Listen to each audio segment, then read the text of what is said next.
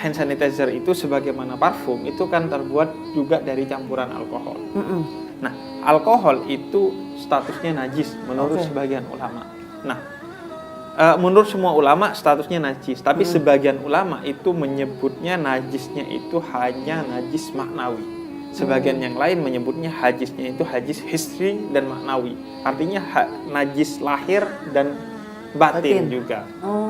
Nah, untuk yang meyakini alkohol itu sebagai najisnya najis maknawi aja, misalnya Imam Syaukani kalau yang baru-baru, atau Syekh Wahbah Zuhaili itu juga tokoh fikih yang baru, beliau menjelaskan bahwa najisnya itu najis maknawi. Sehingga ketika digunakan untuk hand sanitizer, untuk parfum itu gak ada masalah. Yang menjadi haram itu kalau digunakan untuk minum. Jadi itu gak ada masalah kalau secara lahir.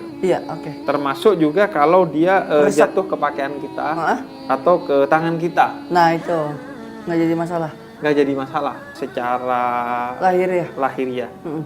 Kecuali kalau itu khamar. Kalau khamar dia kena ke badan maka dia najis, dia harus dibersihkan. Begitu juga kalau kena ke pakaian.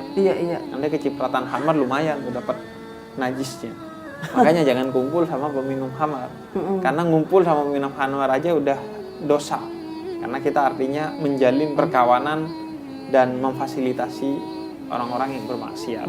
Terus yang kedua, ada yang mengatakan dia hissi dan maknawi. Artinya secara lahir dia juga najis. Secara lahir dia juga najis. Namun betapapun yang mengatakan alkohol itu secara lahir itu najis, namun untuk penggunaan pada batasan yang sedikit dan untuk kepentingan kemaslahatan kebaikan diperbolehkan. Termasuk untuk parfum atau hand sanitizer. Terlebih lagi kita berada dalam keadaan yang darurat. Nah, untuk hand sanitizer untuk kesehatan, maka itu ulama yang menyebutnya alkohol itu sebagai najis secara hissi, secara lahir, pun memaafkan kalau digunakan untuk menghindari keburukan atau mencapai kebaikan. Apalagi di tengah kondisi darurat. Segala yang haram aja bisa jadi halal dalam keadaan darurat. Maka dalam keadaan darurat ini juga diperbolehkan kita memakai hand sanitizer. Boleh, sah-sah aja. Sah-sah aja.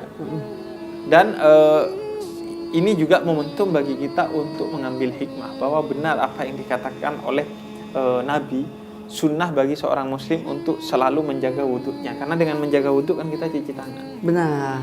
Cuci tangan. Nah, cuci tangan itu bagian dari sunnah Nabi, sehingga orang yang mencuci tangan dengan sabun itu bukan hanya sehat tapi mendapatkan pahala karena menjalankan sunnah. Nah, kalau tidak ada buat cuci tangan, pakai hand sanitizer boleh.